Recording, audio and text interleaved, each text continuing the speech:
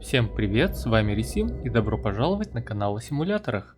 Сегодня для вас обзор на Mars Horizon, симулятор управления космическим агентством, где вы вступите в космическую гонку за первенство по отправке человека на Марс.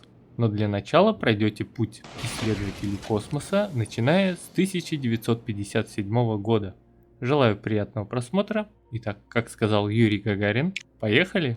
Игра начинается с выбора организации, которые вы будете представлять. Всего их 5. Европейское космическое агентство, НАСА, Советская космическая программа, Космическая программа Китайской Народной Республики и Национальная космическая программа Японии. У каждой стороны есть бонусы. У одних прибавка к сотрудничеству с другими агентствами, у других прибавка в финансах, а у третьих снижение затрат на строительство. В общем, у всех свои преимущества в космической гонке. Выбор сложности игры здесь на любой вкус, от самого простого, где конкуренты будут плестись в хвосте, до тяжелого испытания, где вам постоянно будут дышать в затылок. Обязательно пройдите обучение, это облегчит вам жизнь. Оно подробное и покажет все возможности игры.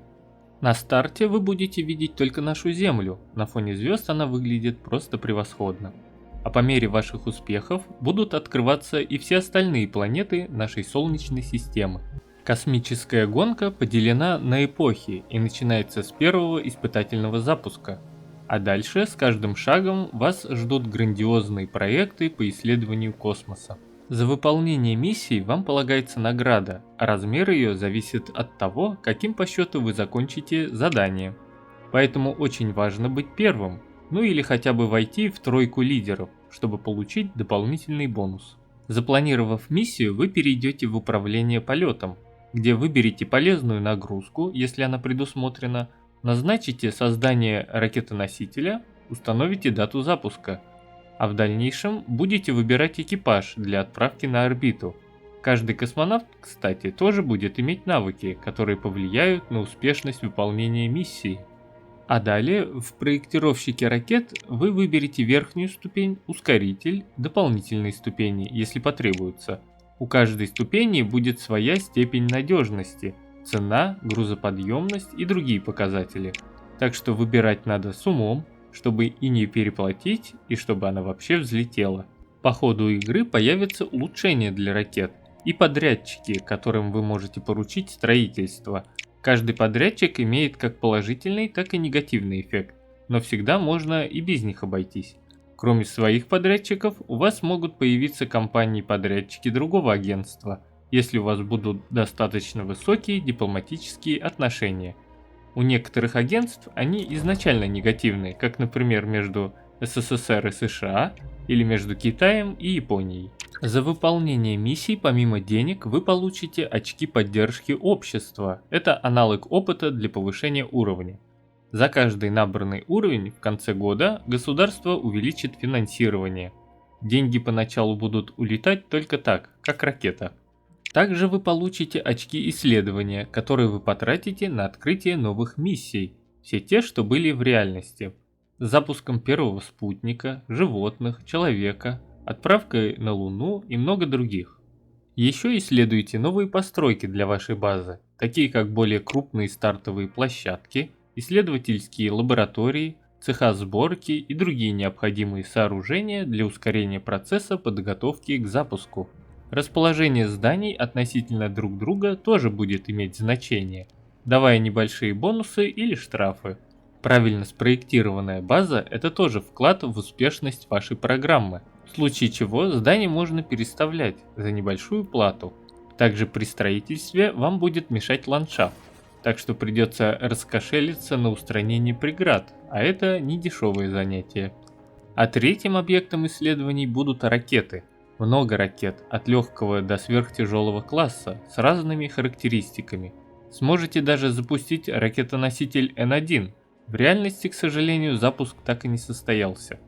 Изучив все, что касается эпохи, вы получите бонус, но это не обязательно, так как изучая все подряд, вы тратите ресурсы, и ваши конкуренты могут вырваться вперед, выполняя более важные задачи. Так что надо взвешивать свои решения, вы же все-таки руководитель космической программы. Кстати, по ходу открытия новых миссий и ракет будут доступны статьи в Космопедии, где вы можете узнать о космических агентствах, о планетах Солнечной системы, о ракетной технике и космических программах. Можно узнать много интересного, в особенности исторические моменты. А теперь перейдем к запуску. Выбор окна для запуска ракеты не всегда будет идеален. Иногда, чтобы опередить конкурентов, вам придется решить, как поступить. Выбрать оптимальное окно, но упустить первенство, либо пойти на риск, снизив надежность запуска, но будете первым, правда, если запуск пройдет успешно. А он может закончиться провалом, даже если надежность была выше 90%. Всегда есть вероятность, что что-то пойдет не так. Ко всему прочему, погода может измениться даже в оптимальном окне, что тоже снизит надежность запуска. А провал миссии общественность не обрадует. Кому понравятся катастрофы, особенно если запуск был с экипажем. Сам запуск выглядит хоть и мультяшно, но при этом все равно следишь за обратным отсчетом, стартом и волнуешься, будто это реальный запуск. А используя одну и ту же ступень и ускоритель, с каждым следующим их запуском надежность увеличивается, но конечно не до 100%. Когда вы приступите к строительству полезной нагрузки, то тоже можете принять решение, какой бонус у нее будет. Но при этом нужно учитывать и потери. Миссии с полезной нагрузкой будут в виде мини-игры, где вам нужно набрать необходимые параметры, задавая указания. На выполнение будет даваться ограниченное количество ходов. По мере усложнения миссий появятся новые параметры, такие как, например, тяга, охлаждение, нагрев, отклонение. А если захотите еще и бонусную награду получить, то необходимо хорошенько просчитать ходы, чтобы добиться цели. А также рандомно могут возникать поломки, на устранение которых потребуется дополнительная энергия, поэтому не стоит расходовать ее под ноль. Также по ходу игры будут появляться события, где, например, вам предложат сотрудничество или попросят поделиться данными, что повысит репутацию у других агентств. Или у вас возьмут интервью, например. Или инженеры обнаружат поломку и предложат потратиться на ремонт. Ну или вы можете закрыть глаза на неполадку. Так что делать, решать именно вам. Кроме ключевых задач будут и коммерческие. Они не обязательные, но лишние деньги, ресурсы и улучшения для ракет лишними никогда не будут. Да и общественная поддержка будет обеспечена. И в заключении.